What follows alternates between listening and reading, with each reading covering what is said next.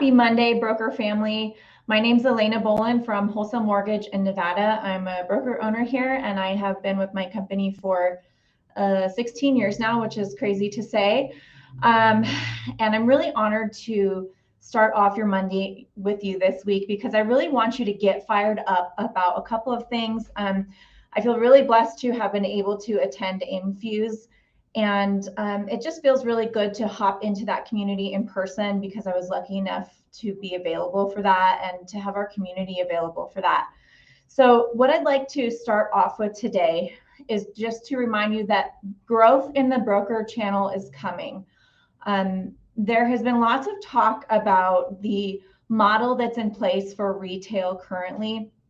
And it just is not super sustainable, especially for the bigger companies that came up during the most current refinance boom.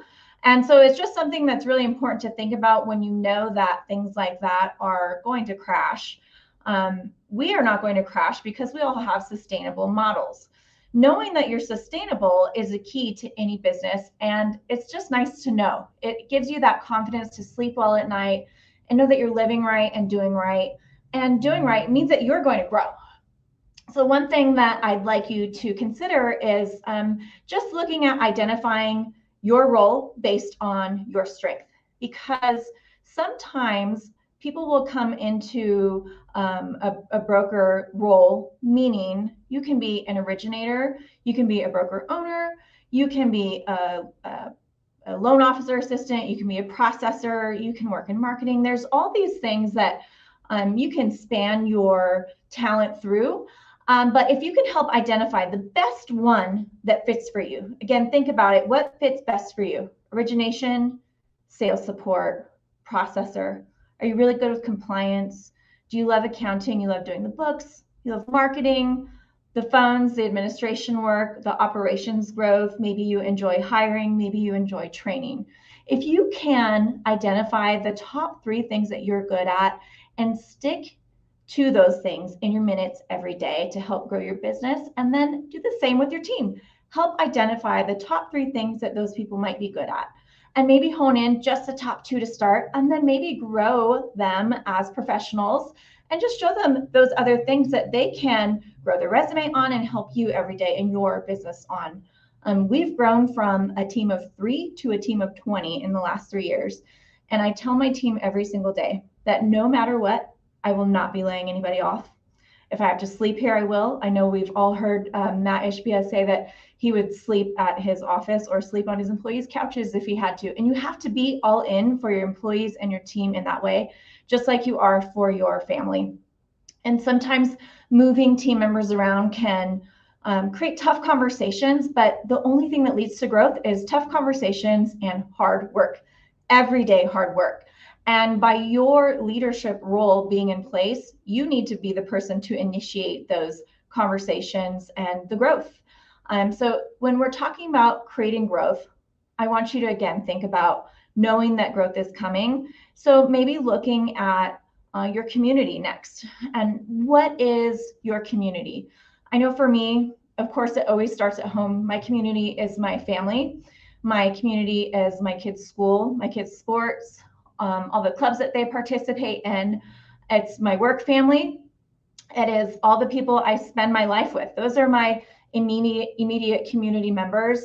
And then just getting it, on a bigger scale there, the city that I live in, the gym that I go to, I consider that gym a part of my community. I've been at the same gym for over 10 years, and those people support me every single day. My AIME broker family is a part of my community.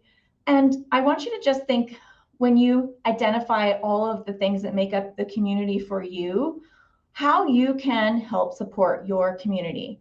And the ways that you can do that are simple, obvious things that you might not think that you need to put into or put your energy into. With kids' school and sports, it's obviously just doing your best to do little things.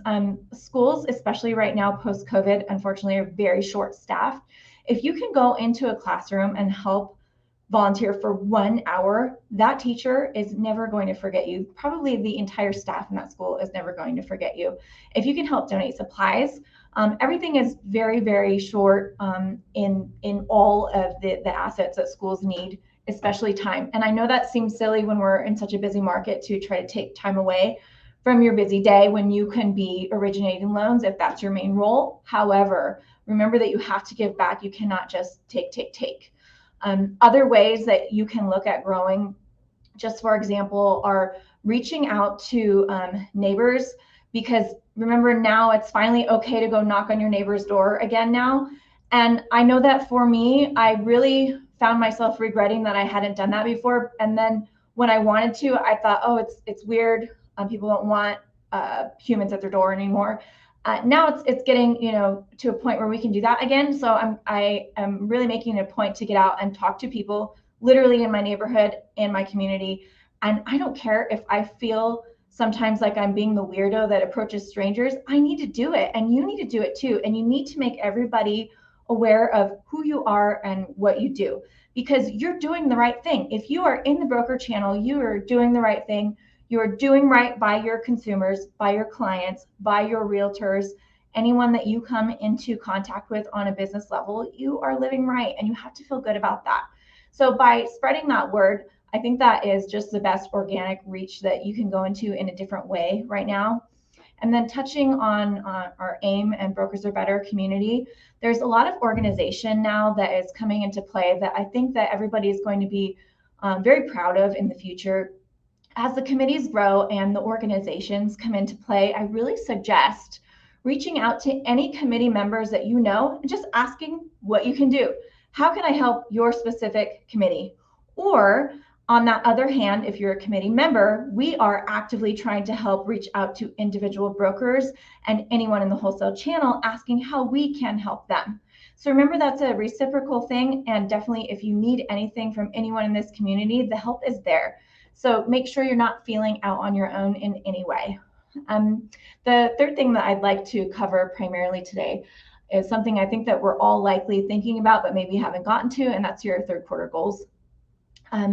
Third quarter goals are really important because most community members for the whole real estate community essentially are taking a nap. This is not the time to do that. So just another way to differentiate yourself and prove that you are better is to really just pedal to the metal and get to work. So if you want to think about, what do I do for the third quarter? The first thing that you have to do primarily is just to get serious. Most people, if you think about it, we're all operating below our current potential. So I know that for me, my potential is a lot greater in how many loans that I can originate and bring in for my team to help support them every month. So I just need to look at that. It's a personal thing for me, but everybody needs to know that you are 100% needing to get serious. You need to also do things differently. If you do things the same that you did in quarter one, quarter two, and quarter three, nothing is going to change. That just depends on your execution skills. So that's usually where we all need a little push and what skills you'd like to refine, and then executing that specific skill. And then the third thing is to speed things up. We all know speed fixes everything in this business.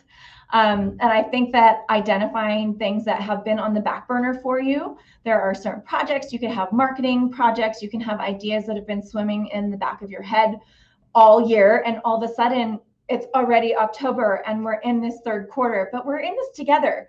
So you really have to just kind of touch on, if I can accelerate these little things, let me look at maybe a way that another broker has done things, and reach out to the community. Just post in our groups or reach out individually. I think that you will find you will really get the support there in an unwavering way.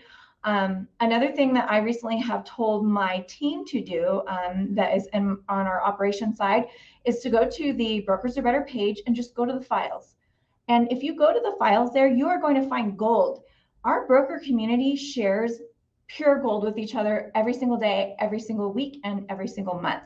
And if there's something more that you need, again, it's going to be available to you. I saw something really powerful that Katie Sweeney mentioned yesterday, and she said there are 13 Mondays left in this year.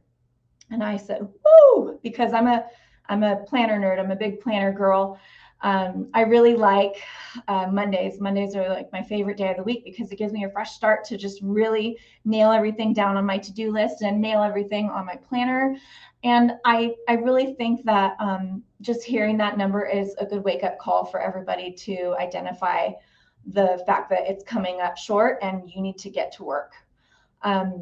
When you are thinking about getting to work and the projects that need to be done, remember this might be a good time to begin recruiting for you as well, because during slow times, remember a lot of the real estate community, a lot of the lending community is backing off because they think it's time to take a break. And a lot of people in this industry, especially on the retail side, they like to work and they are good at their job and they're being underutilized. So I really think it's a great opportunity to kick your recruiting into gear. And I definitely recommend reaching out to the team at UWM that is specifically there to help you recruit. And again, it's not to just recruit origination, it's to help recruit in any way that you might need addition to your team. When you start anything like that, I definitely recommend, as you close up any of the goals that you're looking at for the third quarter, to have someone hold you accountable. So of course, we always know that when you have goals, you write them down, you give yourself a time frame, but that third most important key is your accountability buddy, your swim buddy. If you don't have that person, sometimes it's easy for you to brush it off to the side. So please do reach out, create your goals, find that accountability buddy, and make it somebody in our community, in our Brokers Are Better community.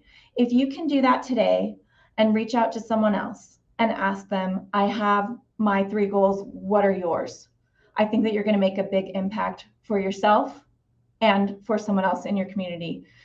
Thank you, everybody, for tuning in this week. I hope you have an amazing third quarter. It's important to grow what you're doing. What you're doing is right. We thank you for what you're doing and for being in the broker channel. And it's something to be proud of right now. And again, reach out to me anytime directly if you need help with anything big or small. Thanks for tuning in again, and we'll see you next week for the sales rally.